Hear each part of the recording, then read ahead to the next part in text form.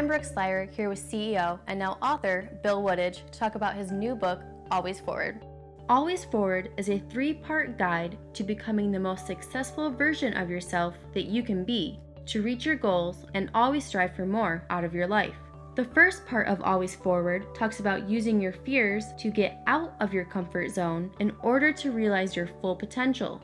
For Wooditch, that was leaving his small hometown in Pennsylvania, working in a factory where he would most likely remain for the rest of his life.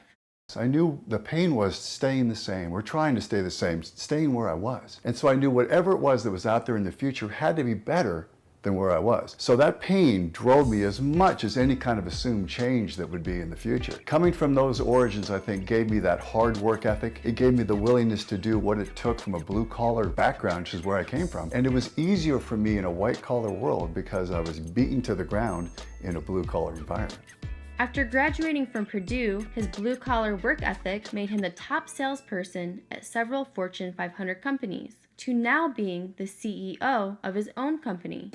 During that time, Wooditch learned 7 secrets to success and is sharing them to help you reach your own goals. If you have a directed activity toward a result and you can think and do, which is number 2, think and do. Have a thought and then take a decisive action behind that thought with a very short time window, you're going to separate yourself from a lot of people who won't and don't. So activity is going to rule your success. You've got to be able to think, but most importantly, you have to do, and you have to do right now.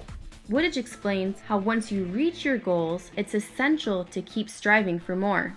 Maintenance is going to eventually suck you back. It's going to eventually bring you back because other people are charging forward. They have those ideas. They're thinking, they're doing, they have a whole lot of activity. They're doing good business by getting out of their chairs and pressing flesh. They're coming to take what you've earned. There's builders in life, people that will climb and start, and then there's maintainers in life. But eventually you have to become, from a maintainer, another achiever. You have to take that mountain and you have to pop it again. That's what's next. Wooditch emphasized wanting to leave a positive legacy through his public speaking, mentorships, and philanthropy. So the Intrepid Fallen Heroes Fund is where I donate my money. Those proceeds, my proceeds of the book, will go to the veterans, wounded, injured, and their families for those who were killed or injured in action. And I think for me, that was just something I could give back that was more tangible than saying, okay, I'm making an intangible difference for some people.